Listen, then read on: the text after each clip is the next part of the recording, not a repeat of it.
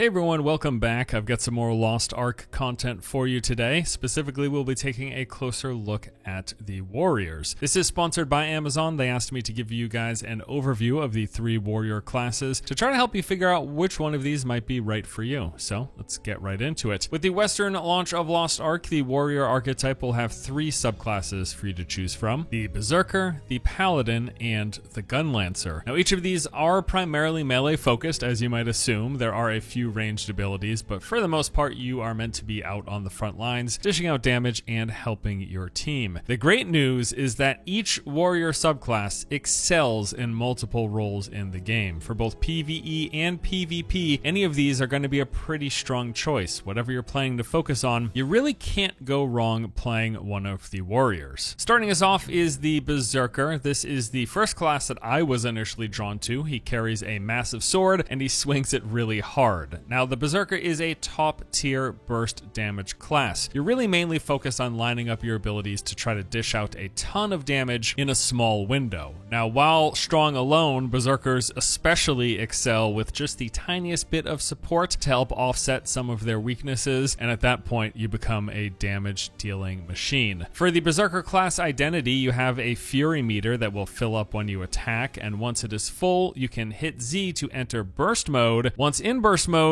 you just become a crazy god. You attack 20% faster and have a 30% increased crit rate. On top of that, you can hit Z a second time to activate Bloody Rush. This is a skill that slashes for massive damage, then stabs forward, dealing more damage and knocking enemies back. When you first start playing this class, things are on the slower side for the Berserker. That's definitely the case. They've got some fairly long cooldowns, and sometimes you might be left waiting on abilities. As things progress, things really speed up for the class and it becomes much more fluid. On the PvE side, you are one of the strongest burst damage classes. For that reason, you're great for chunking health bars. Also, you've got debuffs on enemies as well as buffs for your allies that just across the board will help boost your party damage. Having a Berserker in your group is just going to mean you're dealing a lot more damage to the boss. In terms of PvP, they are also very strong, really in that team setting though. If you have a group that can help peel and set up engagements, you're really able to wipe up players pretty quickly, but they do need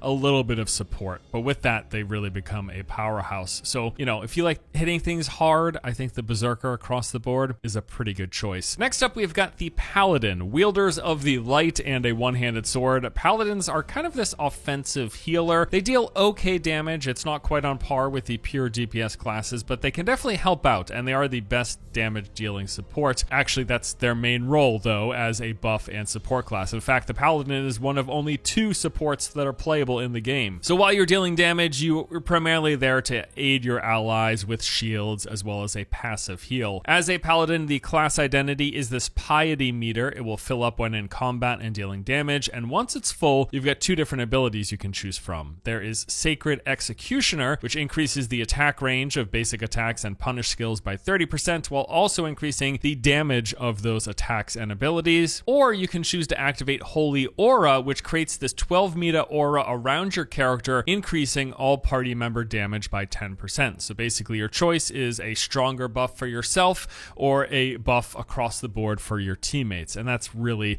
what you're likely to do in a group setting. Now, while leveling, you're certainly able to hold your own. You can clear the content, you can make it to the story, and you can do a fair bit of these solo things. Your damage isn't that bad, but certainly come endgame, expect to be a support. That is the role of a Paladin. You are there to help out your team, helping them survive and do more damage. In PvE, Paladins are highly sought after because, again, they are one of only 2 supports in the game, so any party is going to want either you or a bard in their group pretty much for all of the content. You're not going to be a strong damage dealer here, though. I have to reiterate that. The class just does not scale well compared to pure DPS classes. Your strength is your supporting skills, your shields, and your healing. However, in terms of PvP, with the way scaling works in Lost Ark, the Paladin is actually a real damage threat on top of all of their powerful support skills. So in addition to your shields and your healing, you've got some strong peeling and damage dealing capabilities. So if you want to feel like a holy warrior dealing some damage, but primarily helping your team,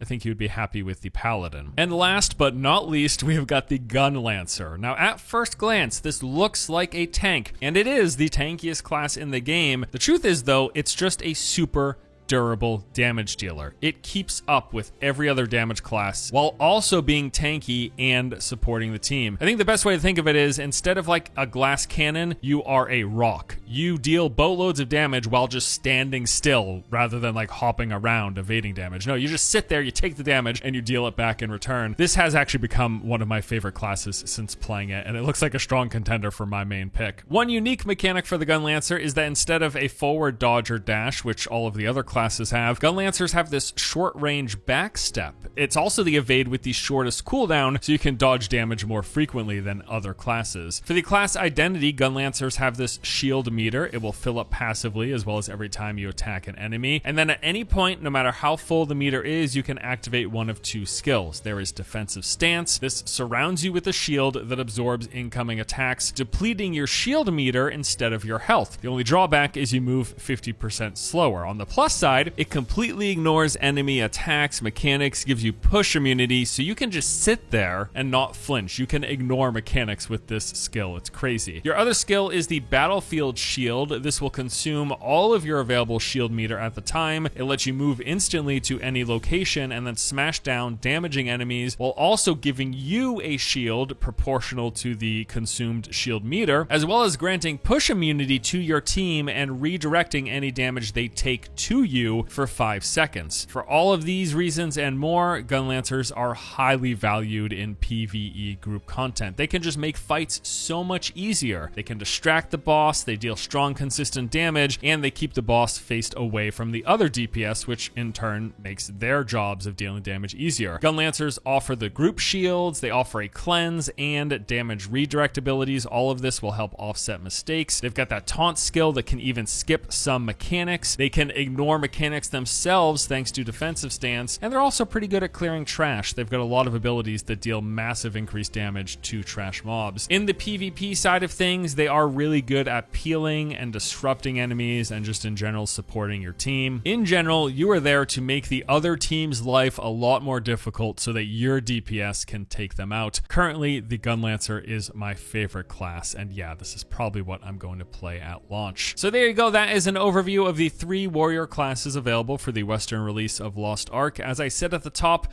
you really can't go wrong here, whether you want to be a burst damage god, a shield and healing support, or an immovable rock that also hits hard. Any of these warrior classes are a pretty good choice. Thank you guys for watching. Hope you enjoyed, and I'll see you in the next one.